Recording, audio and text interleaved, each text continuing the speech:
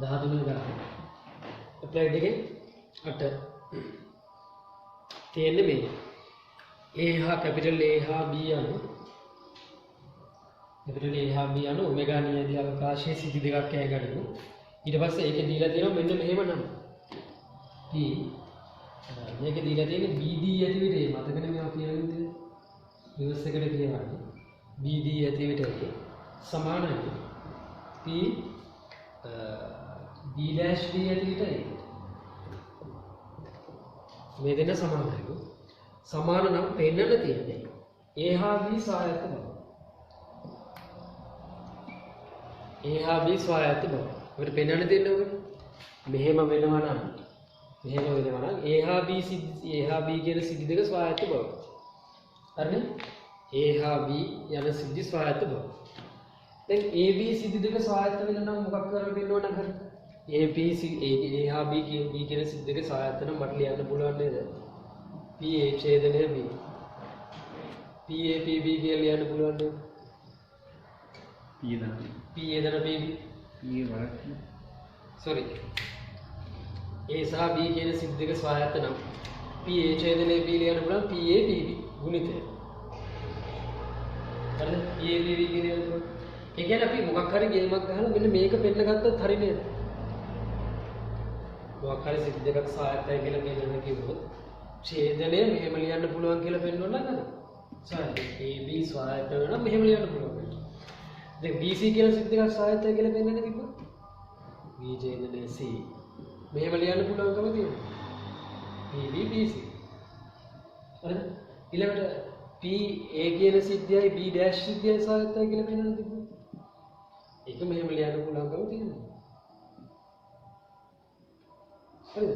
සායත්ත නම් ඒ විදිහට ලියන්න පුළුවන්කම තියෙනවා. මෙතෙන්ට ඒක වැඩක් නැහැ. දැන් try කරන්න ඕන. කොහොම හරි දැන් මේක නම් නේ අපිට දීලා තියෙන්නේ. මේකෙන් අරක පෙන්නන්න. කොහොම සරල දෙයක් තියෙන්නේ. PA ඡේදනයේ B කියන්නේ D ඇති විදිහේ කියන්නේ P D ඡේදනයේ යට P B. හරිනේ? ඔක කොහොමද ලියන්නේ? ඊට පස්සේ B dash D ඇති අපි මට දැන් රිවර්ස් එකට අපි ලියන්නේ P B dash ඡේදනයේ යට P B dash. හරිද? පුළුවන් තරම් සුළු කරන්න. එතකොට මෙහා මෙහා දින්නකො ඒක ලියනකොට මතක තියාගන්න ඉස්සරහින් මතක නැතුව ලියන්න. මෙහෙම ලියන්න පුළුවන් කොහොමද විතරද? PA අසමානයි බිඳුවයි. හරිද? PB dash PB මොකද මේ හරිය බිඳුව වෙන්නේ බෑ. PB අසමානයි බිඳුවයි. PB dash අසමානයි බිඳුවයි. හරි කොහොම වෙන්නේ? එතකොට මේක හරස් ගුණ කරමු. PB ඡේදනයේ අය අපි හේතු සමාන එහා පැත්ත P මම මේ දෙක මාරු කරලා ලියන්නේ. මේක නම් PB dash කියන්නේ මොකද්ද? මට ලියන්න පුළුවන් නේද? මේකත් මම මාරු කරලා ලියන ප්‍රශ්නයක් නෑ ඡේදනය. එක ඍණ PB සමානයි. ඒ අරක මොකද වෙන්නේ? P ඒ ඡේදනයේ B dash ලියන්න පුළුවන්. P ඍණ P ඒ ඡේදනයේ B.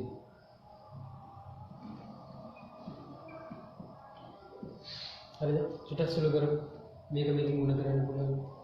PA ඡේදනයේ B minus PB PA ඡේදනයේ B සමාන එහා පැත්තේ අර දෙන්න ගුණ කරමු. PA PB minus PA ඡේදනයේ B PB.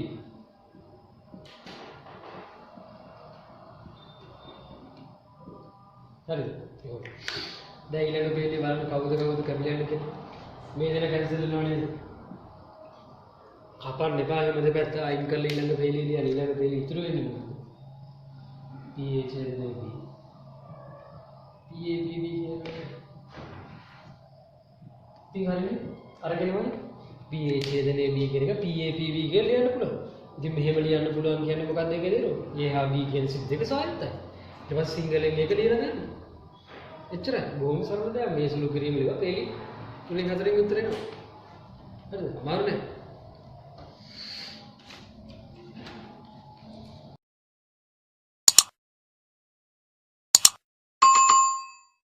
හරිද? 2014 7 වෙනි ප්‍රශ්නේ තියෙන්නේ कैपिटल A है कैपिटल B है ना ओमेगा न्याय अवकाश सिद्धि देगा क्या गणित सुपुर्दु अंकरे मैंने में A मेले B छेदने A डैश मेले B डैश समान है PA प्लस PB माइनस देखाई PA छेदने B उन लोगों पे नाना थी अरे तो PA मेले B प्लस सॉरी A मेले B छेदने A डैश मेले B डैश उन लोगों को मेक अकेले पे नाना थी මේ පැත්තෙන් වෙනන එක තමයි කරන්න ඕනේ. පළවෙනි පේලි එක. ඩෑෂ් මේව දාගමු ගමන් මුකුත් එතනින් එහා කරන්න බැරි නිසා දෙමෝගෙන් දාන්න. එයා මතක තියෙන්න ඕනේ. එතකොට දෙමෝගෙන් දාපු ගමන් මේක ඡේදනය වෙනවා. ඡේදනය වෙලා සෝරි. මම වැරදුනාද?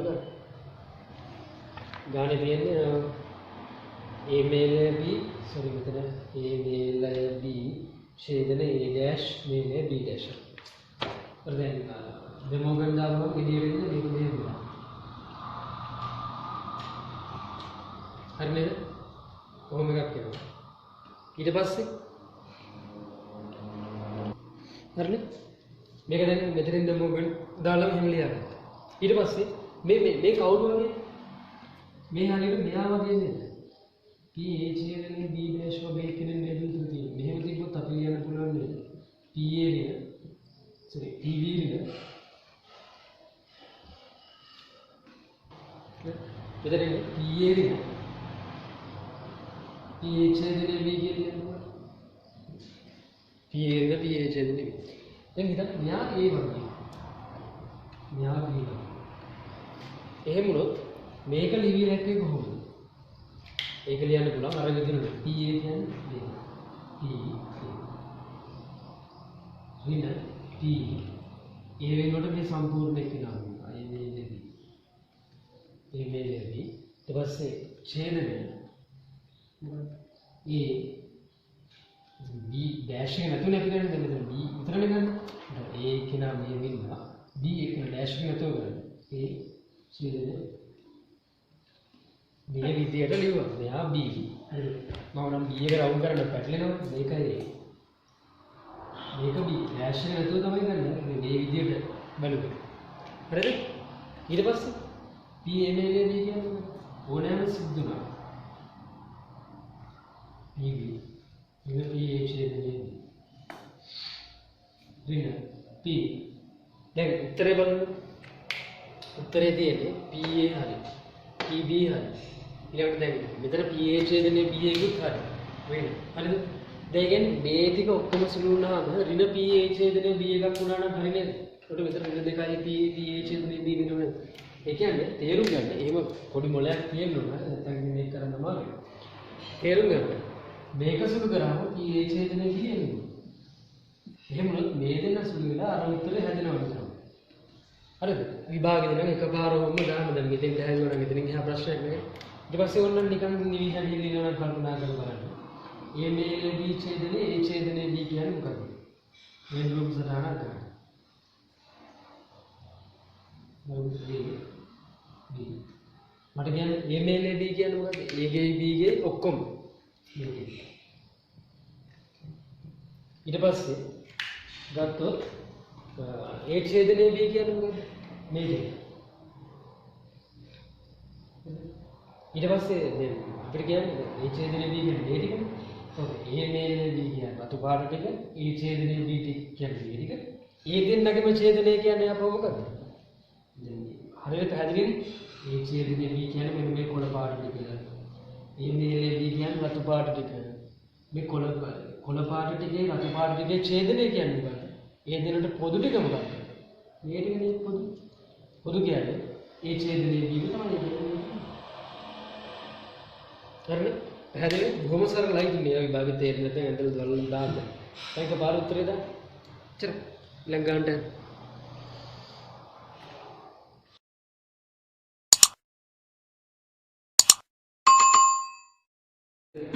2018 sorry 2018 කීවෙනි ප්‍රශ්නේ 8 තියෙනවා මේ මල්ලක් තියෙනවලු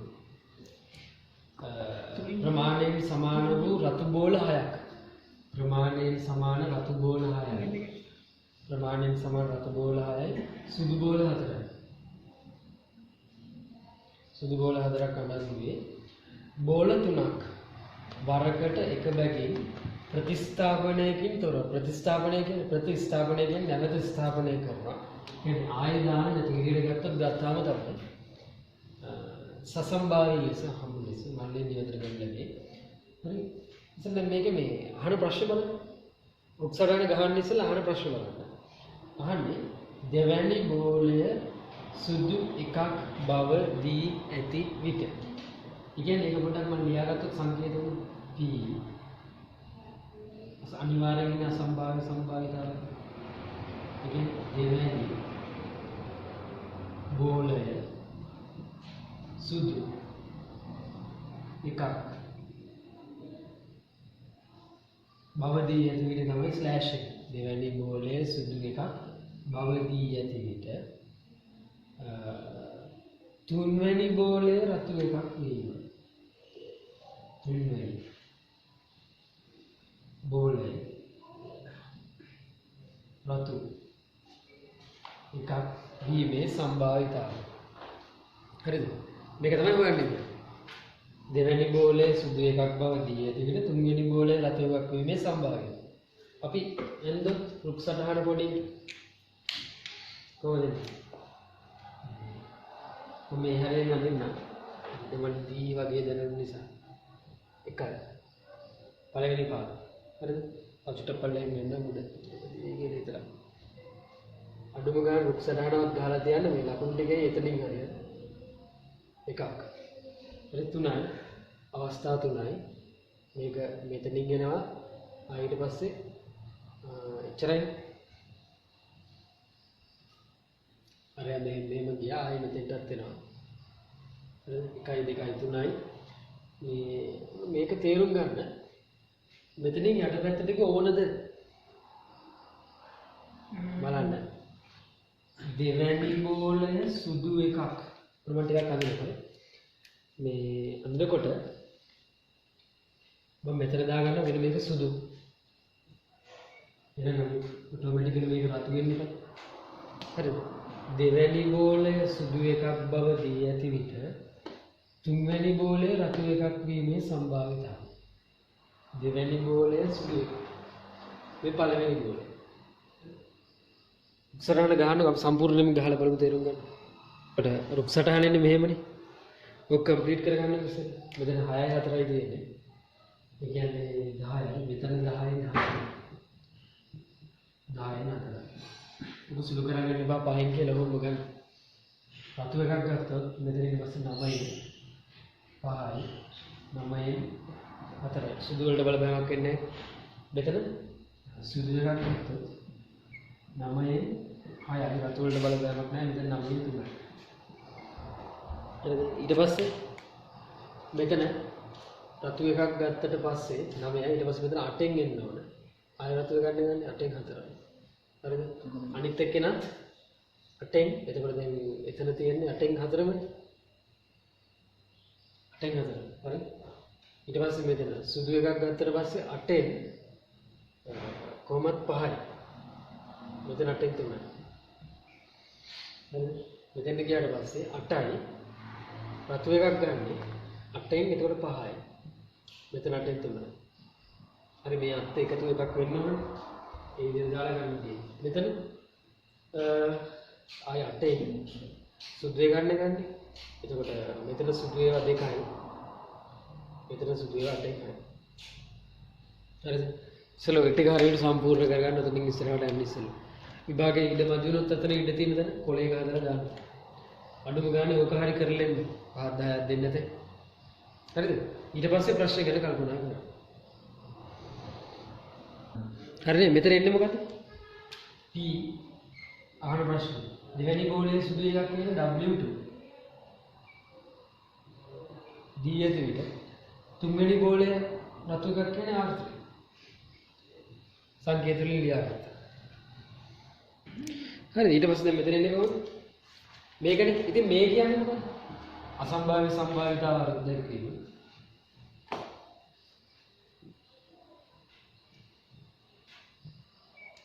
P උදාහරණ PW2. හරිද? ඕකනේ ඔය කියන්නේ. PW2 මේ W2 ඡේදනය R3 යට PR3. හරිද? මේ අසම්භාව්‍ය සම්භාවිතාව අර්ධයක් වීම. sorry PW2. දැන් කල්පනා කරලා බලන්න. W2R3 නේ W2R3 හරිද? තව මෙන්න W2R3 W2R3 වෙන්න පුළුවන් ආකාරය කියන්නේ මේ එක පාත් එකක් මෙහෙම ගිහිල්ලා කොහොමද මම නිකන් මාතර මෙතනින් මෙහෙම ගිහිල්ලා මෙහෙට ගිහිල්ලා අන්න අරගෙන යනවා අනිත් පාත් එක මෙතනින් මෙහෙම පටන් ගෙන මෙතෙන්ට ගිහිල්ලා ආයෙත් හරිද ඒ කියන්නේ W2R3 වෙන්න පුළුවන් පාත් දෙකයි ඉතින් මේ පාත් දෙකම ලියන්න මම ඒක උඩින් ලියන්න මේ තේින්න නැති නිසා මෙතන ඒක වෙන්න පුළුවන් P එකක් R1 W2 R3 R1 ඔක්කොම ඡේදනය නිසා මුකුත් නැතුව ලියන්න මුකුත් නැති කිව්වත් ඡේදනය තමයි හරි ප්ලස් P අනිත් එක W1 W2 R3 හරි බෙදී PW2 කියන්නේ W2 වෙන්න පුළුවන් ආකාරය කොච්චරද PW2 W2 කිය හැකි ආකාරය ඊට පස්සේ මේ මෙතන W2 වෙන්න පුළුවන් ආකාරය තමයි W2 කියන්නේ මෙන්න මේක ඒ දෙන්න වෙන්න පුළුවන් පාත් දෙකයි එකක් P R1 W2 මම ඡේදනයේ ලියන්නේ නැහැ ඡේදනයේ තියෙනවා ඒක ඡේදනයේ වලිවත් ප්‍රශ්නයක් නැහැ plus PW1 W2 sorry PW1 W2 දැන් එකක සම්භාවිතාවය වෙනම ආදේශ කරනවා කොහොමද PR1 කියන්නේ විතර 10න් 6 PW2 මෙතන මේක 9න් 4 ආයෙ උනම් මෙතෙන්ට අසම්භාව්‍ය සම්භාවිතාවට දැකීම දානවා එතන නටන්න ඕනේ මේ තුනක් ගිනින් මුල කරලා දාන්න අනිත් එක නම් 8න් 5යි ප්ලස් අනිත් පාත් එක කියන්නේ 10න් 4 ගුණකිරීම මෙතන 9න් 3යි ගුණකිරීම 8න් 6යි බෙදීම යට එතකොට අර මේ දෙන්න වෙන්න පුළුවන් එකක් 10න් 6යි ගුණකිරීම 9න් 4යි प्लस अनित के दाएं ना तो हमें तो अरे सुलू करा ओके सुलू कर लेना मैं अब ये दिन नियम पुलाम को हम देखें ना खाली केला तो नहीं देना साढ़ा ना संभाविता घटना केला जब जब मैं तुम्हें सुलू करना उत्तर ही तो माता के लिए तुम्हें देखा है उत्तर ना तुम्हें देखा सुलू कर लेना वो कर लेना जाके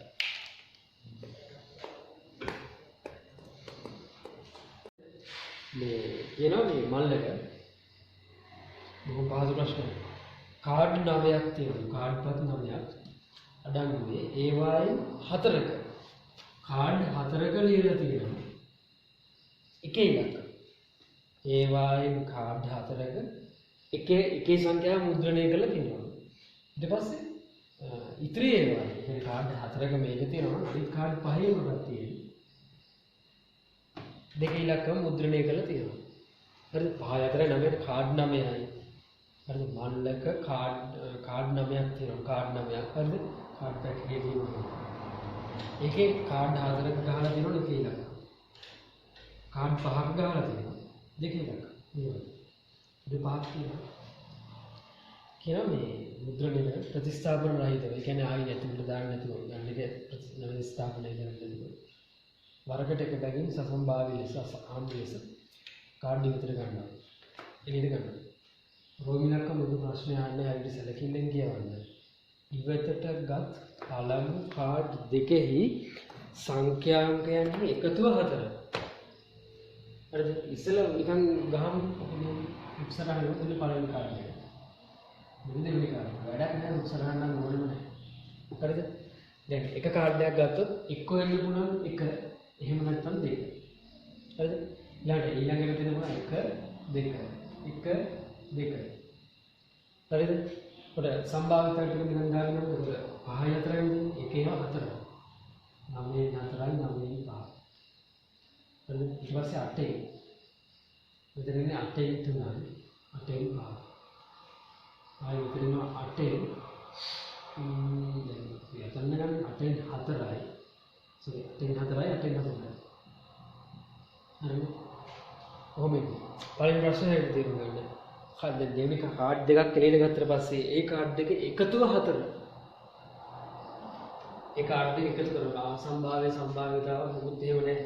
කාඩ් දෙක එකතුව 4 වීමයි යන්නේ. කාඩ් දෙක එකතුව 4 වෙන්න පුළුවන් ආකාර දෙකයි තියෙන්නේ. මේ දෙක එකතු කරාම 2යි 3යි 4 වෙන්න පුළුවන් එකම ආකාරයයි තියෙන්නේ මෙච්චරයි. කාඩ් දෙක එකතුව 4 වෙන්න පුළුවන් මේ පාත් එකේ විතරනේ. මෙච්චරයි. 9න් 5යි. මුල කිරීම 8න් 4යි. සර් මේ 9න් 5යි 8න් 4යි 4ක් 1 4ක් 2යි 18න් 5යි වචර ලෙක්ස් බලන්න හරිද ඒ දෙක ඊළඟ ප්‍රශ්න මොකක්ද දාන්නේ ඊළඟ ඉවතට ගත්ත පළමු කාඩ් තුනේහි සංඛ්‍යාංකයේ එකතුව 3යි තව එකක් අමින්න වෙනවා එහෙම තව කරන්න කාඩ් තුනක් ඕන එකයි සම්භාවිතාව ටිකක් චුට්ටක් දාගන්න කොහොමද? එතකොට 7යි 2යි 7යි 5යි දෙකලකම ගත්තොත් 7යි 3යි 7යි 4යි මෙතන ඔක්කොම සම්භාවිතා ටික ඕනේ නැහැ මම නිකන් දාන්නේ. මෙතන 7යි 3යි 7යි 4යි මෙතන 7යි 4යි ආන්නේ පළමු සංඛ්‍යාංක තුනේ කාඩ්පත් තුනේ එකතුව තුන වෙන්න පුළුවන් මෙන්න මේ පාත් එකයි. විතරනේ අනිත් ඕනම පාත් එක අරගෙන බලන්න එකතුව තුන වෙන්නේ නැහැ 3ට වඩා වැඩි. ඒ වෙන්නේ නැහැ මේ කිසිම පාත් එකක එකතුව 3ට වඩා වැඩි. ඒ පාත් එක පාත් එක. මේ පාත් එකේ ඉන්න බලන්න. 9 4 8 3යි 7න් 2යි. දැන් සුළු කරලා 3 වරක් 1යි 3 වරක් 3යි 21 න් 1යි කියන උත්තරේ. බොහොම ප්‍රාථමික ප්‍රශ්න දෙකක් අහලා තියෙනවා. හරි අසම්භාව්‍ය සම්භාවිතාව මොකුත් එහෙම නැහැ. හරිනේ? පැහැදිලිද?